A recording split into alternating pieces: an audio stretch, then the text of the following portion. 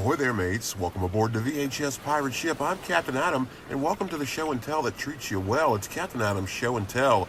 I hope everything's going just fine for you out there. I hope everything is going swimmingly and accordingly, and, I just hope everything's really swell for you out there. I really do. So welcome to the Show and Tell. Pretty special episode today. Of course, they're all pretty special, aren't they?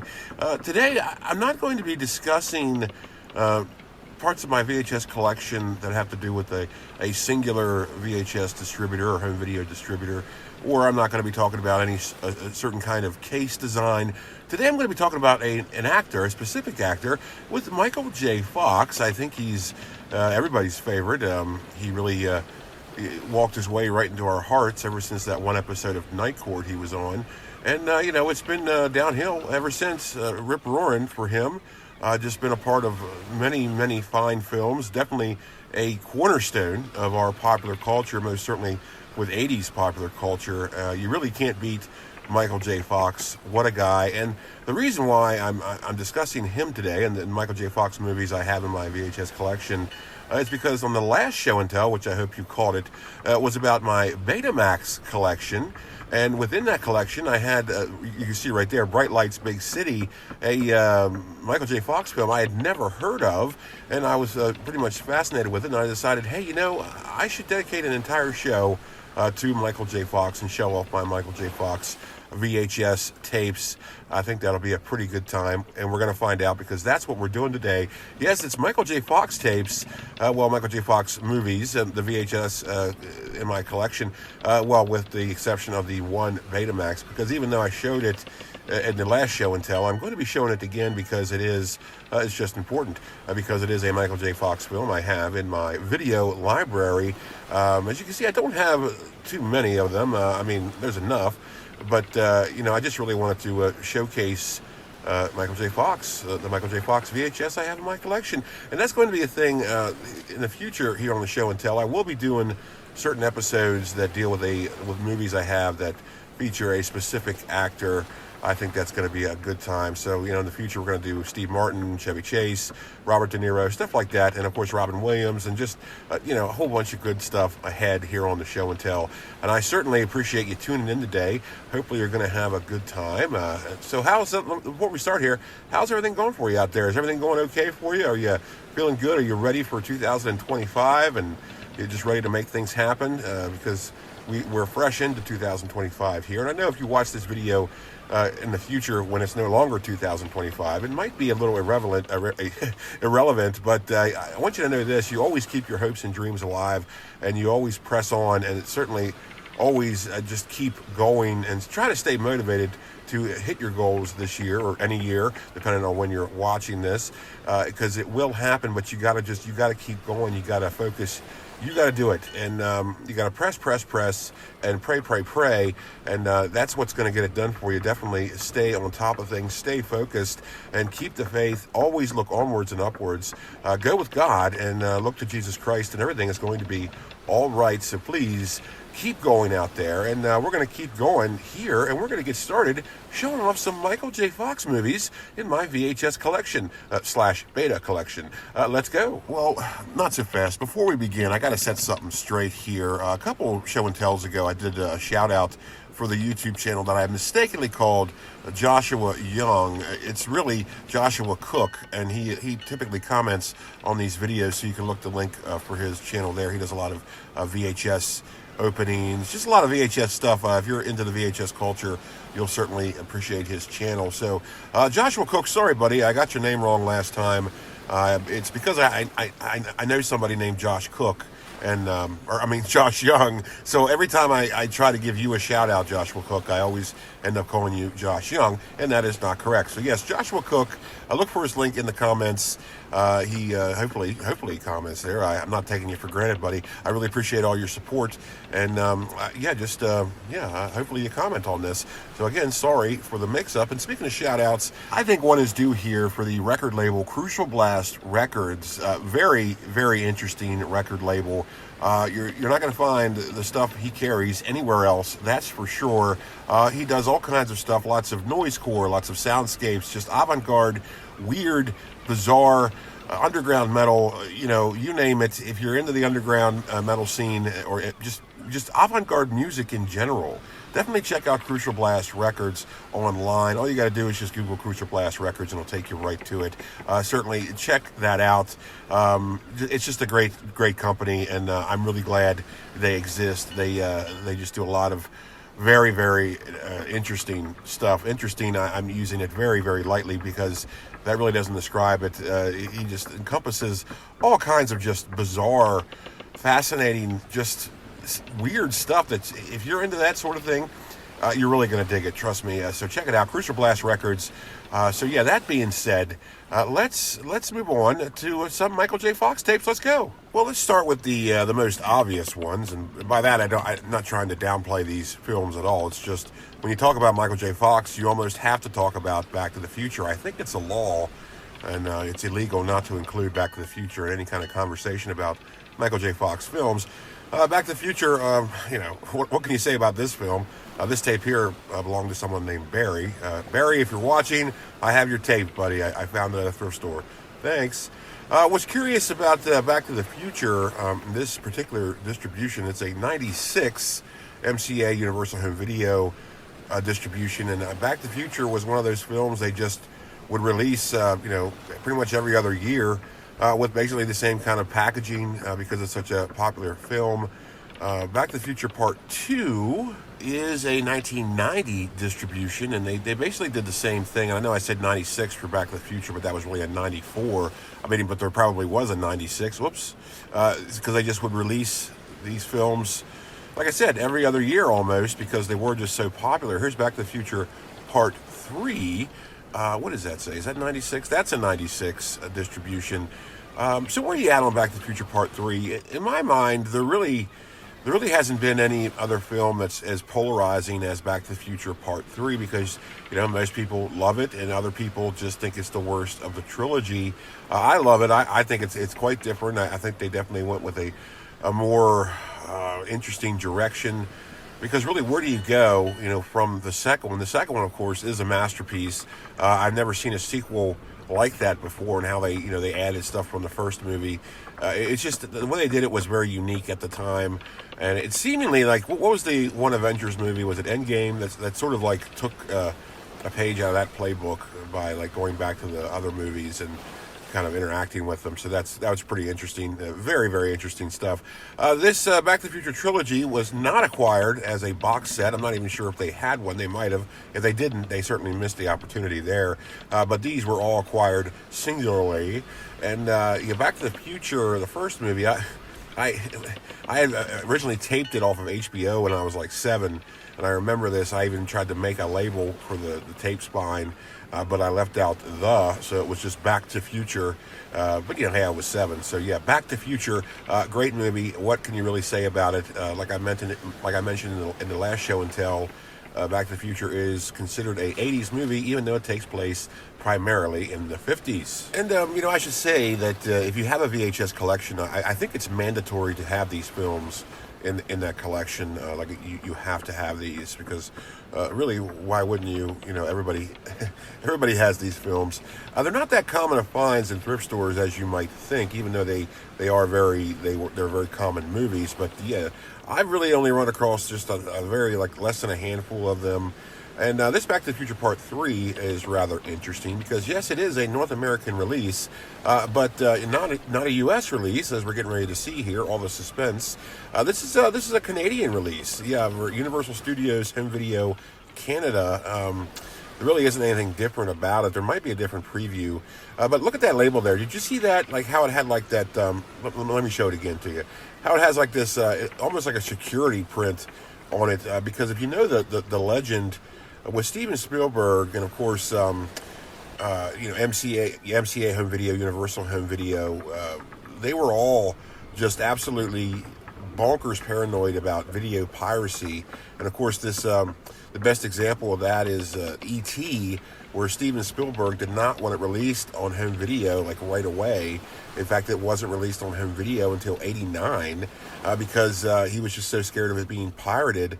And that was a really big deal back then. So I'm not sure if this particular cassette label for Back to the Future Part 3 is some kind of security measure to make sure it's not a counterfeit.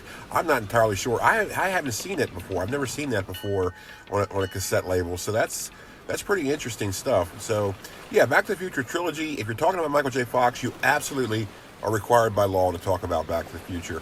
So now that we have the obvious films out of the way, let's move on. But you know, that Back to the Future Part 3 cassette label might just be a design thing. I don't know. Maybe I'm being bonkers paranoid. I'm not really too sure. Well, here we have one we saw in the last episode of the Show and Tell. Bright Lights, Big City, the Betamax. And of course, if you want to hear more about that, tune into the last episode of the Show and Tell about my Betamax collection.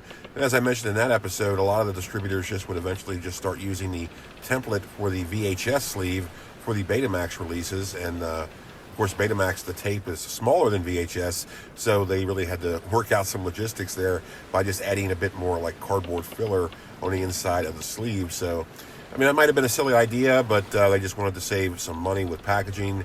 But you wonder how well it worked, because when you set these beside each other on a shelf, there really is no distinguishable difference between either case, VHS or Betamax, except for they have the VHS or Betamax little logo down on the corner or at the bottom of the sleeve.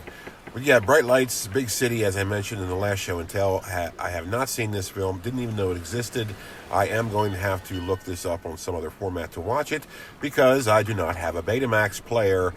We all know that if you watched the last Show and Tell. And if you haven't, I certainly encourage you to go and watch it after this one, of course. You can finish this one first.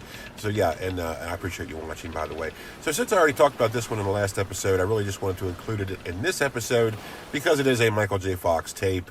Even though it is a Betamax, it's still a tape. So let's move forth, shall we? Up next is a Michael J. Fox film that's well known yet sort of overlooked, with The Secret of My Success.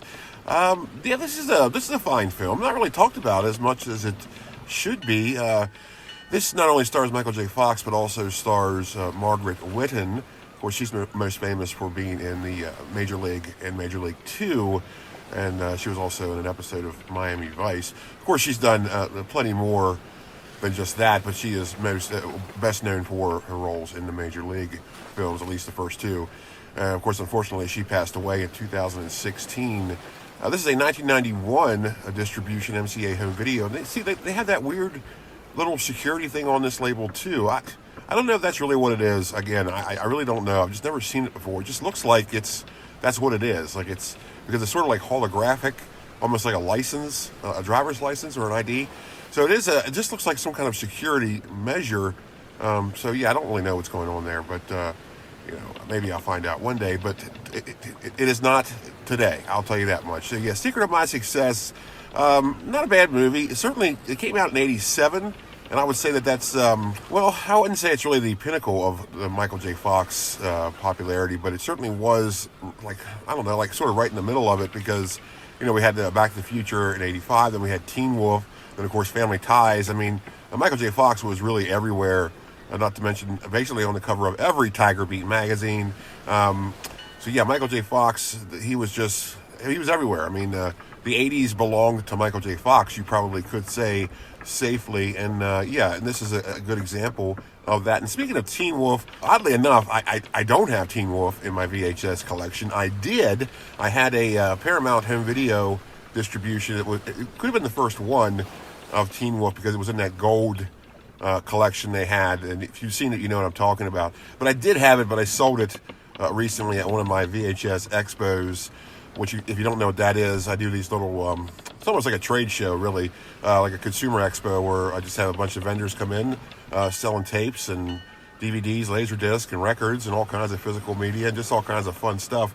So yeah, I do those seldomly, and then they're always a good time. And I sold Teen Wolf at that one, which, I was happy to make the sale, but in this instance, I'm a little sad I don't have Teen Wolf because, I mean, if there's any other movie besides Back to the Future Michael J. Fox is best known for, it has to be Teen Wolf. I mean, really, When you bring up Michael J. Fox, people either first think of Back to the Future or Teen Wolf, and I am a little sad I no longer have Teen Wolf in my collection. Now that's a funny movie in and of itself because, of course, it's like, it's a werewolf film technically, but really it doesn't have much to do with the fact that Michael J. Fox, Scott Howard, is a werewolf.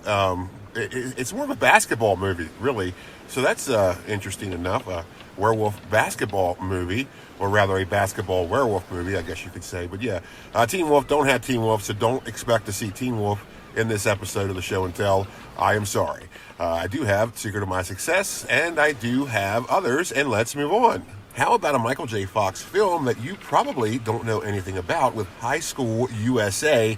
No, I guess that's a bit presumptuous of me, because maybe you do know this film. I don't know. I was surprised to learn about it. I came across this. I don't remember how I came across this tape, but here it is. Definitely, it's a rare tape, by the way. And if you haven't heard of this film, there probably is a good reason for that. And I don't like to be negative, like you know, but I have to say this film isn't all that good. It was a made-for-TV movie, and it came out like right. I mean, Michael J. Fox is very young in this. This is before Back to the Future, before Teen Wolf. It's right there, like right when he was really gaining momentum. I mean, right around, I think like he had just started Family Ties, or just a couple years after he was doing Family Ties. I'm not really too sure. But yeah, this film stars the one girl from Facts of Life, who played Joe, and it stars Anthony Edwards. It stars Crispin Glover is in this as well. If you're a Crispin Glover fan, and who isn't, he is in this. And of course, Crispin Glover would be on a few episodes of Family Ties as well, because I think like he and Michael J. Fox were like buddies or something, and they would actually help each other get work. I don't really know the story there, but yeah, Crispin Glover is tied to Michael J. Fox somehow, in some way. But yes, High School USA, not that good of a movie, but certainly a neat VHS to have, because it isn't all that common, and I am happy to have this. It is a Michael J. Fox film you really never hear about. And like I said, there's kind of a good reason for that. Really, the only novelty of this film is, I believe it's his first movie. So I'm not entirely sure about that, but I think that's what the case is with this. But if you want to give it a go, I think it's on YouTube for free. I'm not entirely sure. But yeah, if you want to give it a whirl, see what you think of this film, go right ahead. I certainly encourage you to do so. I didn't particularly care for it, but that's just my opinion. It's still neat to have this tape, and it's neat to have all these tapes. And let's see what we got next. Now, of course, Michael J. Fox is synonymous with the 80s, but how about a dose of early 90s Michael J. Fox with Doc Hollywood?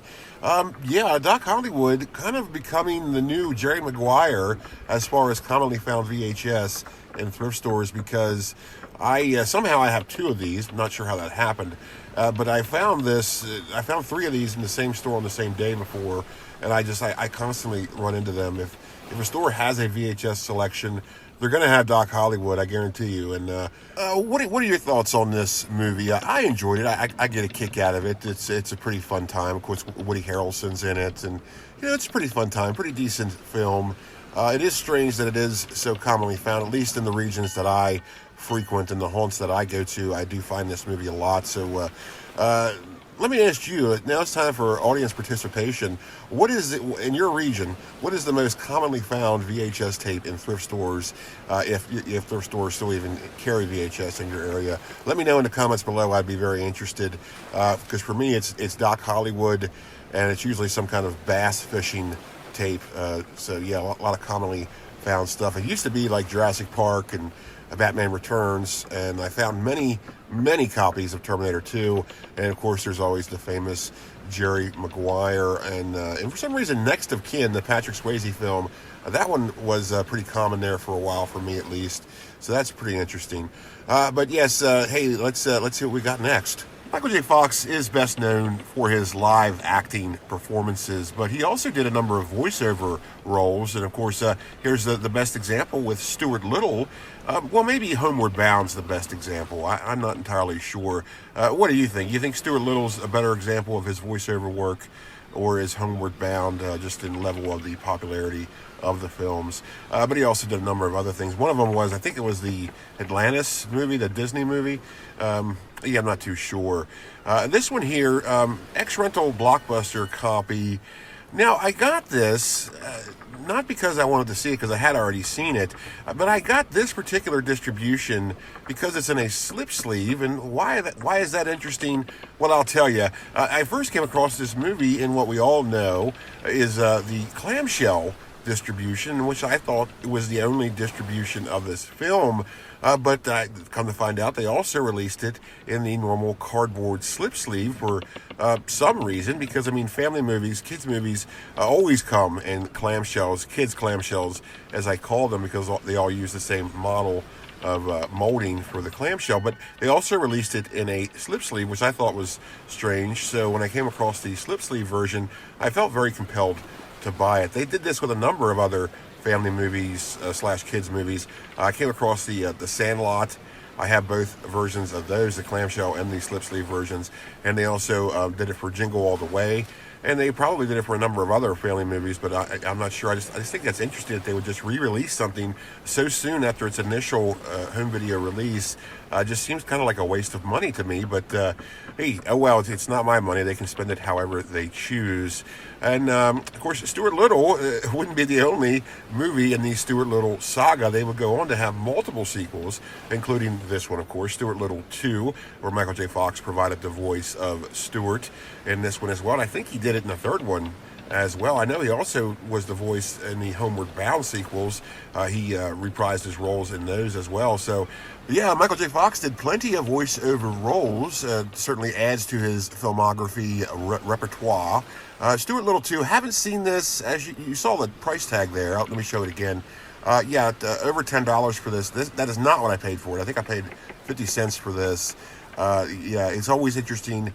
Once a movie becomes used or previously viewed and a store sells it as such, of course they put the price tag on it. But a lot of times they'll put the price tag, they'll keep the original price tag on it for what they sold it used originally. And of course, this particular store was selling their used tapes for over $10, which might be a little much. Maybe that's why it didn't sell and they put 50 cents on it eventually. So who knows how long this was up for sale for over $10. Secondhand copy of Stuart Little 2, over $10. Yeah, it could be yours for over $10. Yeah, I think that's a little high for a used tape, especially Stuart Little 2. No, I'm not discrediting the movie. I haven't even seen it, so how can I pass judgment? It just seems like out of all the movies, Stuart Little 2, a used copy of Stuart Little 2 wouldn't be over $10. So that's interesting. But yeah, bought it for 50 cents. At least I think it might have been a quarter. I'm not even sure. I felt compelled to have this because, well, I have the first movie. And I guess if I came across the third movie, I'd probably buy that as well just to have it. I like completing things. I'm a completionist, I guess you could say. I like having all the movies in a certain, cinematic saga, just to have them, even though if I don't like them, even though I probably never watch them. I just like having them. It's just part of being a collector, or I guess part of being a hoarder, however you want to put it. Like I always say, there's a fine line between collecting and hoarding, and I am tap dancing on that threshold as we speak. So yeah, Stuart Little 2, Michael J. Fox voiceover work, but that is the only examples of his voiceover work that I have in my Michael J. Fox videotape collection. So let's go back to his live acting roles with what's next. Let's rummage through the Michael J. Fox box and see what we got next. Michael J. Fox would typically get top billing in any film he was in, but he wasn't above being a supporting actor, playing a supporting role, and here is the best example with The American President, a very fine Michael Douglas movie, but Michael J. Fox is in this. If you haven't seen it, definitely check it out. It is pretty good. It's a presidential drama, as you can probably guess by the title. So it's like a politico drama sort of thing, but it's a good movie. It plays out very well. You definitely want to watch all of it. Yeah, I like it, but I mean, I was a little on the fence about including this in the Michael J. Fox videotape show and tell here today, just because he wasn't the main player in it. But I mean, he is in it, and honestly, I can't really think of any other films where he was sort of a supporting actor, or played a supporting role. The only other example I can think of is Mars Attacks, which I don't have in my collection. Oddly enough, I don't have that. You think I would, but I don't have it, and I don't really know why I don't have it. I guess it's kind of one of those movies I never really think of. Like when I'm thinking of like movies I want in my collection, for some reason I never think of Mars Attacks. I don't know why. You would think that would be one of the first ones because it was such an extravagant film. I didn't particularly like it, but that's the point of it. It was supposed to be campy and just kind of off the wall. But maybe one day I will get Mars Attacks. So yeah, I don't have Mars Attacks, but I do have The American President. Certainly check it out, especially if you're a Michael Douglas fan, and he's always good in everything he's in. So yeah, The American President, very good film. Check it out. And what's next? How about one of Michael J. Fox's only ventures into horror/thrillers with The Frighteners? Now, before you really say anything, yeah, this is totally a horror movie. Yeah, it's more of a horror comedy, maybe lighthearted horror, but it is totally horror and definitely a thriller, maybe a comedic thriller. I don't know. I don't know. But what's interesting about this movie is I always thought this movie was released way later than it was. It was released in 1996. I thought it was 1999, maybe even 2000, within that realm. But I was totally wrong. 1996. And this film also would be all of our introduction to Peter Jackson, directed by Peter Jackson. Of course, he would be worldwide acclaim. He would get worldwide acclaim with the Lord of the Rings trilogy. That's how we all would come to know him, as far as like just him being cemented into popular culture knowledge. Yeah, Peter Jackson directed this film like way before he was really well known as he is today. So really, if you watched this movie before Lord of the Rings came out, that was your first example of a Peter Jackson flick. Now, maybe you saw Dead Alive. So yeah, Peter Jackson directed this. And like I said, we really wouldn't know who he was mainstream-wise until the Lord of the Rings trilogy. So this is a fine film. I really like this film very much. Definitely... I'm not going to say it's off the wall. It's not off the wall. It's very just interesting film, interesting concept.